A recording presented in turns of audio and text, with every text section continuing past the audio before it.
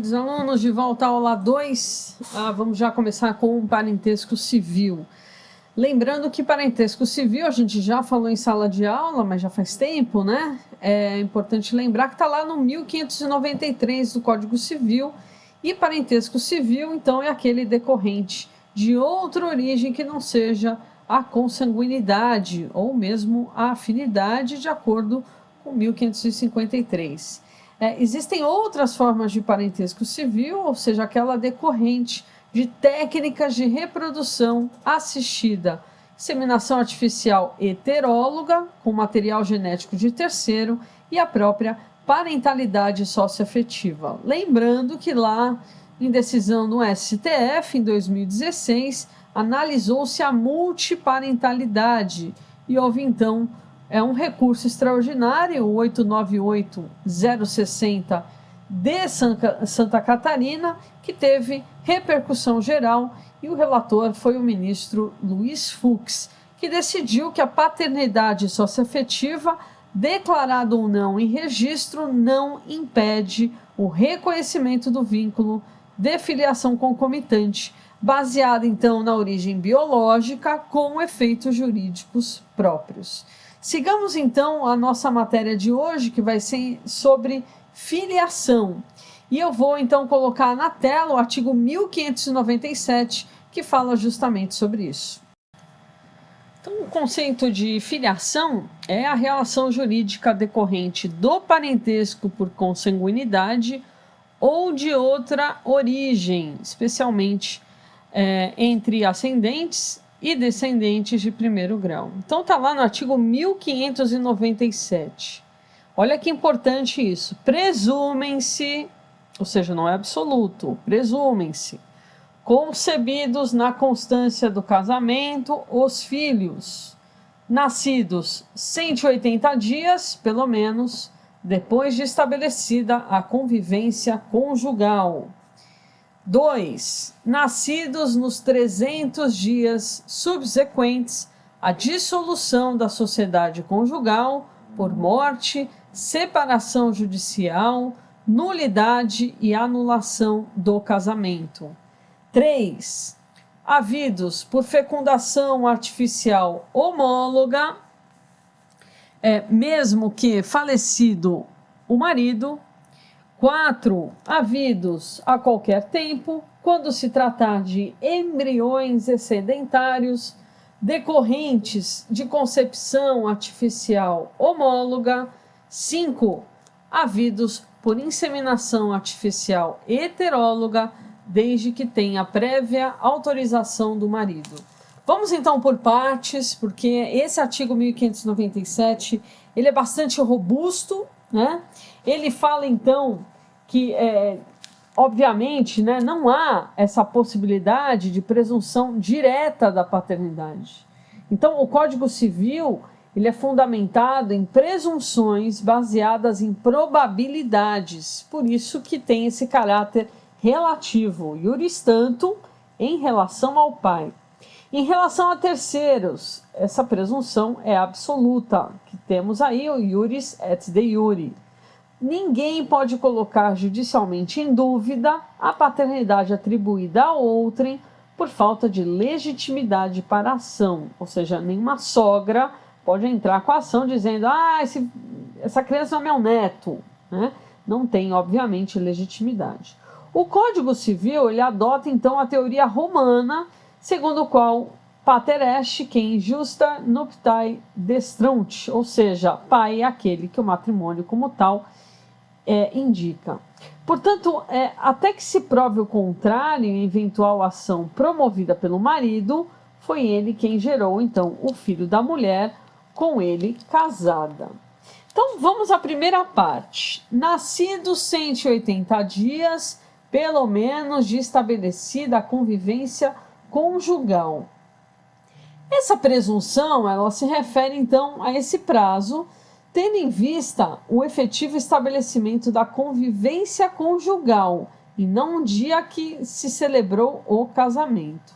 Então, o prazo mínimo de gestação é de 6 meses, de acordo com a medicina. A gente já viu, obviamente, outros casos, né, mas são, assim, muito raros. ok? Então, o prazo mínimo viável, de acordo com a medicina, é de 6 meses, né? Então, quando há essa maturidade fetal, ok? Antes, então, da gente fazer mais considerações relativas, então, a esse inciso 1, é importante a gente fazer uma reflexão, né? Será que a maternidade hoje, ela também é tão certa assim, né? A maternidade é sempre certeza, a paternidade é presunção. Isso que a gente tinha antigamente no nosso Código Civil, mas essa maternidade agora, hoje em dia, ela também não é mais certa, porque ela pode ocorrer, então, por exemplo, troca, subtração de recém-nascido em maternidade, né? E aí existe a ação de investigação de maternidade, como a gente vê de vez em quando, infelizmente, nos jornais por aí. Vamos então refletir mais uma vez sobre esse inciso 1, né? E eu peço para que vocês sigam, obviamente, com o código aberto, né? Então, o inciso 1, ele fala então que são presumidos os filhos concebidos na constância do casamento, nascido 180 dias, pelo menos, depois de estabelecida a convivência conjugal, né? Então, com relação à presunção de paternidade, cedeu-se então espaço à busca dessa verdade biológica, né, que a gente chama aí por meio da realização do DNA. O inciso 1, ele enuncia que se presume a paternidade dos filhos nesse prazo de 180 dias. Né? É importante dizer, então, que essa presunção leva em conta o início do casamento, havendo uma presunção relativa e admite-se, claro, prova em contrário. O inciso 2, ele já fala então daqueles nascidos nos 300 dias subsequentes à dissolução da sociedade conjugal, seja pela morte, separação judicial, nulidade e anulação do casamento. O STJ, recentemente, ele concluiu que a presunção com relação a esse inciso 2 tem incidência também na união estável, obviamente, desde que possível comprovar o seu término. A gente vai ver, então, na tela, algumas reflexões a respeito desse inciso. O inciso 3, ele fala o seguinte: havidos por fecundação artificial homóloga, mesmo que falecido marido. Né? Então, primeiro, antes de mais nada, o que é fecundação artificial homóloga? Então, ela se dá quando o óvulo e o sêmen pertencem ao casal, ao pai da criança, ou seja, homólogo, homossexual mesmo, né? Homóloga entre o casal. Então, material genético da mãe e material genético do pai, ok? Já na heteróloga, é aquela então em que o material fertilizante é de terceiro, onde eu vou lá num banco de esperma, onde então eu faço aquela comumente chamada de barriga de aluguel, ok? Não é este caso. Então, os filhos havidos por fecundação artificial homóloga, ou seja, mesmo material genético do casal, mesmo que falecido o marido, este filho, então, tem essa presunção, a presunção de filiação, ok? O tratamento dado, então, pela lei a essas formas de concepção que geram de forma presumida a filiação é a seguinte: na homóloga haverá presunção ainda que falecido o marido, mas, em se tratando de heteróloga, há necessidade dessa prévia autorização quando a presunção da paternidade será absoluta. Né? Então, é importante dizer, né, que o uso desse material, ele depende, né, mesmo do casal homólogo, ok? Mesmo do casal. O uso do material depende da anuência prévia do doador. Por quê? Porque o direito civil entende que se trata de uma propriedade, de uma parte destacada do corpo. Esse procedimento está previsto na Resolução 1957 de 2010 do Conselho Federal de Medicina. A disposição sobre a fecundação artificial homóloga, ela está intimamente relacionada com o artigo 1799-1 do Código Civil, porque o material genético está separado para futura fertilização, no caso da inseminação pós-mortem, ou seja, com o marido falecido. O marido, por ocasião da elaboração de seu testamento, ele também pode contemplar os filhos que serão concebidos com material por ele doado, com ressalva de que esses filhos estejam, obviamente, vivos quando da abertura da sucessão pelo princípio de Saizine, que a gente já vai ver lá nas primeiras aulas do segundo semestre. Importante destacar uma resolução nova do Conselho Federal de Medicina do ano de 2017, a resolução, então, 2168 do CFM, e ela trata justamente da utilização das técnicas de reprodução assistida, que a gente chama de RA, e dispõe, então, sobre a doação de gametas e embriões. A norma estabelece que os doadores não devem conhecer a identidade dos receptores e vice-versa. Então, aqui, obviamente, para os casos de doação heteróloga, ou seja, terceiro, material de terceiro, para que o casal tenha os filhos, né? Importante dizer, falar um pouquinho sobre a questão da gestação, né? Com relação à gestação, estendeu ainda essa possibilidade nessa nova resolução de cessão temporária do útero para familiares em grau de parentesco consanguíneo descendente. Então, até então, de 1º a 4º grau, ou seja, somente mãe, avó, tia, irmã, prima, poderiam participar desse processo de gestação por substituição. Com a mudança da regra, filho e sobrinha também podem ceder temporariamente os seus úteros. Pessoas solteiras também passam a ter direito a recorrer essa cessão temporária de útero. É importante dizer que a barriga de aluguel, como a gente vê em filme, comprando pessoas, isso não pode. Tem que ter, então, uma ligação familiar, tem que ter um parentesco consanguíneo de forma descendente, ok?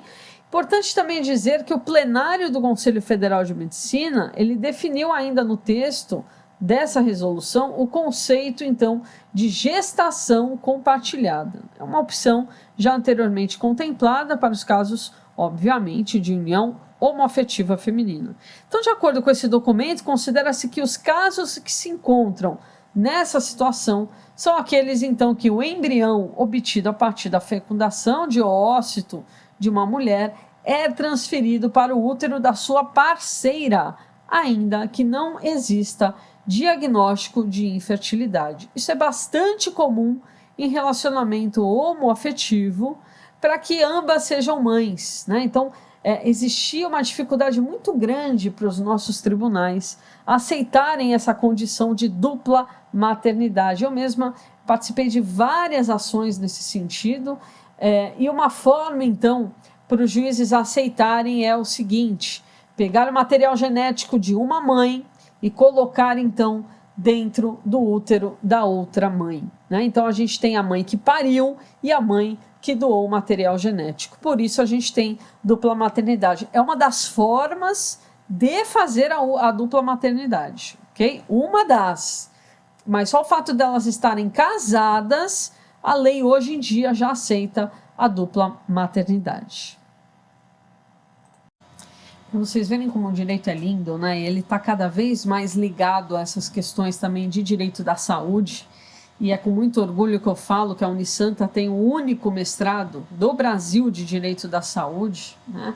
E somos procurados por várias universidades no mundo inteiro para falar sobre isso, né? E eu tenho uma grande alegria de fazer parte desse corpo de professores que fala sobre direito da saúde no nosso mestrado.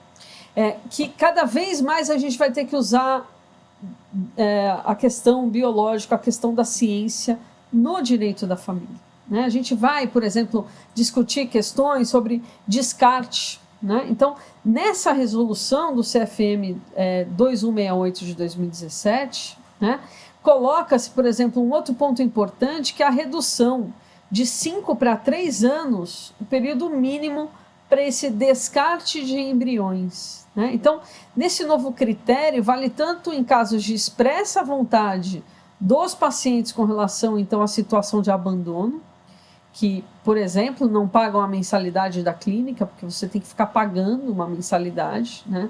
Isso é caracterizado pelo descumprimento de contrato pré-estabelecido firmado pelos pacientes, junto então a esse serviço de reprodução assistida, que costumam relatar a não localização dos responsáveis pelo material genético em criogenia, né? Criopreservados. Então, olha que situação, a gente tem direito contratual, e a gente tem uma questão aí bastante delicada de descarte de embriões, né? Então, antigamente a clínica tinha que ficar com material genético por 5 anos, hoje não mais, basta 3, tá? Então, por decisão da Câmara Técnica de Reprodução Assistida, que preparou esse texto da norma aprovada no plenário do Conselho Federal de Medicina, a alteração no prazo para descarte ocorreu para manter o texto em sintonia com uma outra lei importantíssima que vocês precisam ler, que é a Lei de Biossegurança, a Lei 11.105 de 2005. Ela permite, então, a utilização para pesquisa de embriões congelados há 3 anos ou mais. Então, ao invés de você jogar no lixo, você vai doar esse material genético para pesquisa de embriões, né? Então, o texto ainda, ele ratifica que a idade máxima para participação como doador em processos de RA, reprodução assistida, será de 35 anos para mulheres e de 50 anos para homens. Então, no caso de transferência do embrião para o útero de paciente, não podem se submeter a esse tratamento mulheres com mais de 50 anos. Exceções devem ser justificadas pelo médico assistente, que deverá embasar a sua decisão e ainda comprovar que a interessada está ciente dos riscos aos quais será exposta. Então, da mesma forma, a resolução do CFM 2168 de 2017 reafirma que o número máximo de embriões a serem transferidos será de 4, podendo ser menor de acordo com a idade da paciente. Ou seja, até 35 anos, no máximo 2 embriões. Entre 36 e 39, até 3. Com 40 anos ou mais, limite de 4 embriões. É justamente para evitar o que aconteceu com vários jovens, como, por exemplo, William Bonner, né, e a Fátima Bernardes, que tiveram trigêmeos, né? Era bastante comum casais terem aí 3, 4 filhos de uma vez, ok? Vale destacar que os interessados em participar desses processos de reprodução assistida no Brasil, eles estão proibidos e podem ser penalizados se for constatado o comércio de embriões ou mesmo a prática de seleção de embriões por conta de características biológicas e a redução embrionária em caso de gravidez múltipla. Por exemplo, se viu que a pessoa está grávida de 3, tira 2, eu só quero 1. Então, a redução embrionária nada mais é do que o aborto, né, dos outros 2 embriões, né, como a gente falou. E da mesma forma, escolher características, cor de olho. Hoje é possível, né? A gente tem aí a medicina avançadíssima, que você consegue ver a combinação, mas isso é proibido, ok? Importante dizer, com relação a esse termo de consentimento livre esclarecido e essa defesa da autonomia de médicos e pacientes, que ganharam então um destaque nessa resolução de 2017, que tem citações em vários pontos do documento e uma orientação objetiva que casos não previstos na norma deverão obrigatoriamente receber a autorização do CRM com jurisdição de cada estado, cabendo então recurso ao CFM. Okay? Então eu vou mostrar na tela quais são os tipos de fecundação, né, que é a ZIFT e a GIFT, para vocês então terem um pouquinho de ideia do que seria essa matéria tão bacana que é direito da saúde, que dá para a gente entrelaçar em tantos outros direitos. Então, para finalizar essa nossa aula, a parte 2, Então, a fecundação ela pode ocorrer in vitro, na proveta, por meio do ZIFT, ou seja, a fecundação ocorre fora do corpo da mulher.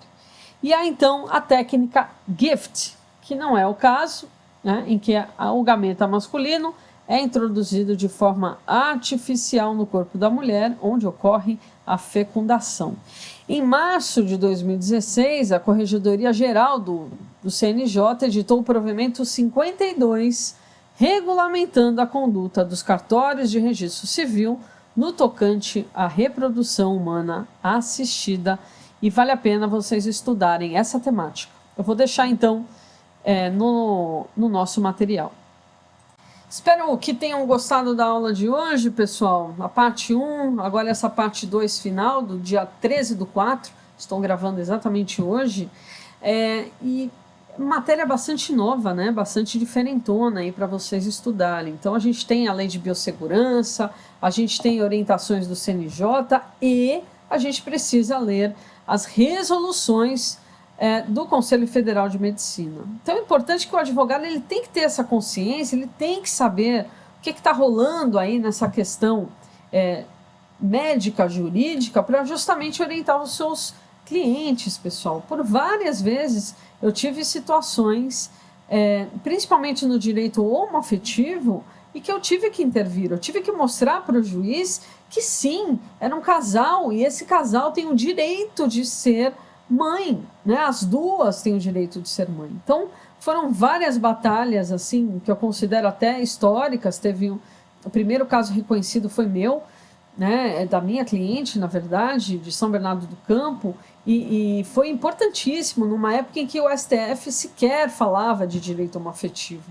Mas a gente precisa ver que a sociedade caminha, né? A sociedade muda e temos que acompanhar essa mudança. Profissionais da área de direito têm que estar muito bem informados, informação vale ouro, né? Então, se vocês não estiverem informados com relação a isso, vocês vão ficar para trás, né? Ah, professor, mas eu não gosto dessa matéria. Vai ter que gostar, né? Porque está lá no nosso Código Civil, o Código Civil já colocou de frente, né? Questões técnicas, então heterólogo, homólogo, vocês precisam saber e precisam ter conhecimento e como aplicar isso, onde procurar a informação. Conselho Federal de Medicina, Lei de Biossegurança, e eu vou deixar aí algumas informações para vocês lerem para a nossa próxima aula de amanhã, que terá mais direito da saúde, principalmente na questão de bioética e biodireito. Ok? Até mais então. Beijo, fiquem com Deus. Até a noite, onde a gente vai ter a nossa live. Até mais. Sempre alerta. Tchau, tchau.